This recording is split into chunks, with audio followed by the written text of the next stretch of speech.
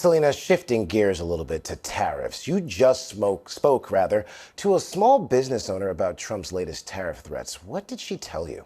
Yeah, and this is a business owner who I had last spoken to in April after President Trump had imposed those staggering 145% tariffs on China that he then later walked back. She told me that since then, the uncertainty has only deepened. Take a listen to what else she told me. We're stressed out. We don't know, are we going to have to take loans out to make sure that we have the dollars that we need to fill our stores? Foreign countries do not pay for the cost of tariffs. I pay for it. You pay for it. My customers are going to pay for it.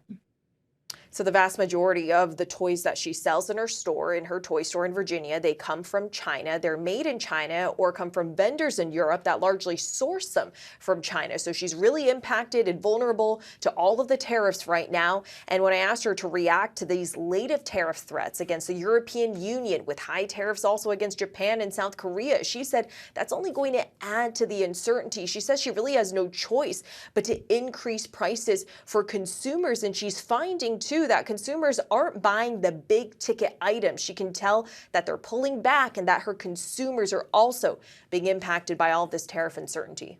Selena Wang, thank you for that clarification. Now, for more on the new tariffs set to kick in starting August 1st, let's bring in our investigative reporter, Olivia Rubin, along with editor-in-chief of Investopedia, Caleb Silver. Olivia, let's start with you. Bring us up to speed on where these tariffs stand right now, and what does this mean for the price of goods here in the U.S.? Well, the big question is how much of these tariffs get passed on to the consumer. Do the businesses eat them? Do the countries sending the goods eat them? That seems to be what the Trump administration is saying. But these are tariffs that really impact a host of goods. So take Brazil first, for example. That is people's coffee. That's a 50% tax on Brazil. We get about $2 billion worth of coffee from Brazil every year. That's about 20%, so that's a good amount. I'm just looking at the graphic that everyone's seeing right now. Bangladesh and Cambodia, that's clothing and shoes. And the EU, this is a new one announced over the weekend. Pharmaceuticals, that's something people are really going to want to keep an eye on. That raised some issues for President Trump when he first announced these tariffs back in April. But again, the Trump administration saying the businesses are going to eat these. Maybe the country is sending them here. But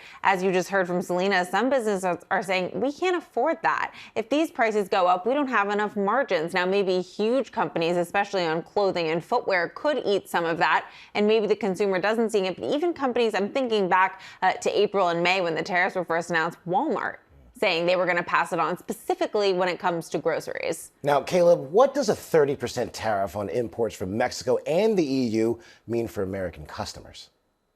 Yeah, depending on the product, you're talking about 30% more. So what was $10 is now potentially going to be $13, but it depends on the product. There are some exemptions in the U.S.-Mexico-Canada agreement that are not going to be subject to that 30% tariff. A lot of that is auto-related. We get a lot of auto and auto parts out of Mexico and Canada. Those are still subject to the old tariffs, but we also know that we're all going to have that 50% tariff potentially on copper. We have tariffs coming in the form of higher petroleum prices, higher plastic prices. We got a lot of that from Canada as well. So expect to pay more. And as Olivia just said, some retailers are going to pass it on, and they have told us as much. Walmart said we absolutely will. Others like Costco have said we won't. We'll be able to absorb these. It depends on the company and whether they're able to absorb that loss of margin right there. But we should expect to pay more. The Yale Budget Lab expects American families to pay at least, or it's going to cost American families at least $1,200 more a year for these new tariffs. Now, you're talking about paying more. I want to get a little bit into the weeds right there. Caleb, Trump, you just said it, announcing that 50% tariff on imported copper. That's used from everything from cars to data centers. So how might this affect domestic manufacturers across the U.S.? Well, the idea is to bring more of the manufacturing back here for copper, but you just can't spin up new copper mines and smelting plants overnight. Those take years to develop. We already produce a fair amount of it here in the Southwest, but we import so much of it, especially from South America. And copper is a component used in machinery. It's the Department of Defense's second biggest material that they use for missiles and other weapons like that. So you can expect higher prices from the very basic things that we buy and industrial processes to the very high-end defense missiles and aerodynamics and aerospace mechanics. Caleb Silver, Olivia Rubin, thank you very much for your analysis.